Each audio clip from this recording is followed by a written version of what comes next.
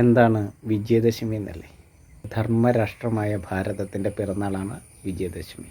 എന്താണ് നവരാത്രിയുടെ പ്രാധാന്യമെന്ന് ഏറ്റവും ചുരുക്കി പറഞ്ഞാൽ, ഭഗവാൻ കൃഷ്ണൻ പ്രജാലോകത്തെ പറഞ്ഞു കൊതിപ്പിച്ച ആ ധർമ്മക്ഷേത്രമായ ഭാരതത്തിന് വേണ്ടിയിട്ടുള്ള മഹായുദ്ധത്തിൽ, ആ കുരുക്ഷേത്ര യുദ്ധത്തിലെ ധർമ്മവിജയത്തിന് ശേഷം ആ രാജ്യത്തെ, ആ രാഷ്ട്രത്തെ, ആ ക്ഷേത്രത്തെ ഭഗവാൻ കൃഷ്ണനാണ് നയിക്കുക എന്നാണ് പ്രജാലോകം കരുതിയത്. പക്ഷേ ഭഗവാൻ ധർമ്മത്തിൻ്റെ ക്ഷേത്രത്തിനെ ഭാരതം എന്ന് നാമകരണം ചെയ്തു. തലസ്ഥാനം ഇന്ദ്രപ്രസ്ഥമായും പ്രഖ്യാപിച്ചു. യുധിഷ്ഠിരനെ ധർമ്മക്ഷേത്രത്തിൻ്റെ ചക്രവർത്തിയായി, ധർമ്മപുത്രരായി നിയോഗിച്ചു. 4 ദിക്കിൽ നിന്നും ദിഗ്വിജയ ഘോഷയാത്രകൾ പുറപ്പെട്ടു. എന്തിനാണ് ദിഗ്വിജയ ഘോഷയാത്ര എന്നറിയാം? മഹാഭാരതം എന്ന രാഷ്ട്രത്തിൻ്റെ വിസ്തൃതിയെ വർദ്ധിപ്പിക്കുവാൻ ധർമ്മപുത്രർ എന്ന ചക്രവർത്തിക്ക് കീഴിൽ സാമന്ത രാജാക്കന്മാരെയും ഇടപ്രമുഖന്മാരെയും നിശ്ചയിച്ചുകൊണ്ട് സർവ്വരാജ്യങ്ങളെ, ഏകദേശം 150ഓളം രാഷ്ട്രങ്ങളെ കീഴടക്കിക്കൊണ്ടാണ് ആ ദിഗ്വിജയ ഘോഷയാത്ര പുറപ്പെട്ടത്. അതിനായിട്ട് തിരഞ്ഞെടുത്ത സമയമാണ് നമ്മൾ ഇന്നും ആഘോഷിക്കുന്നത്. ഏതാണ് ആ സമയം എന്നാണ്? ആശ്വിന മാസത്തിലെ കറുത്തവാവ് കഴിഞ്ഞിട്ടുള്ള ദിവസം. യുദ്ധതന്ത്രപരമായ ഏറ്റവും പ്രധാനപ്പെട്ട ദിവസമാണ്. രാത്രിയിലായിരുന്നു യുദ്ധ ഘോഷയാത്ര. ലോകമുറങ്ങാത്ത, രാവുറങ്ങാത്ത ആ 9 രാത്രികൾ.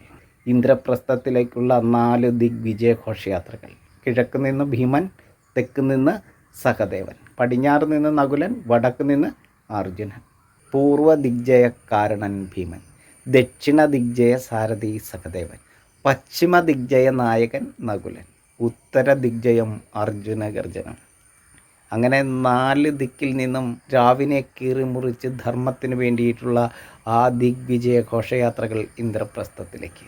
അധർമ്മികളുടെ ആയുധം താഴെ വെപ്പിച്ച് സൈനികരുടെയും വർത്തകന്മാരുടെയും ഇന്ദ്രപ്രസ്ഥത്തിലേക്കുള്ള ആ ദിഗ്വിജയ ഘോഷയാത്രകൾ എത്തിച്ചേർന്നത് 9 രാവ് കൊണ്ട്.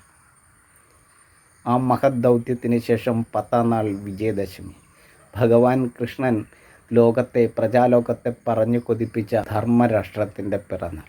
യുദ്ധതന്ത്രപ്രധാനമായ 9 രാത്രികൾ, നവരാത്രികൾ.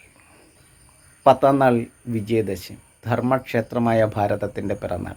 ചക്രവർത്തി പദത്തിലേക്ക് ധർമ്മപുത്രർ. പ്രഥമ ദിനം പ്രജകൾക്ക് ദാനമായി നൽകിയത് ദിവ്യമായ ദാനം, വിദ്യാദാനം. ധർമ്മത്തിനായ ആയുധത്തെ പൂജിച്ചെടുത്ത് വിദ്യയുടെ ആരംഭം. ഭാരതം വാഗ്ദേവിയാണ്, സരസ്വതിയാണ്.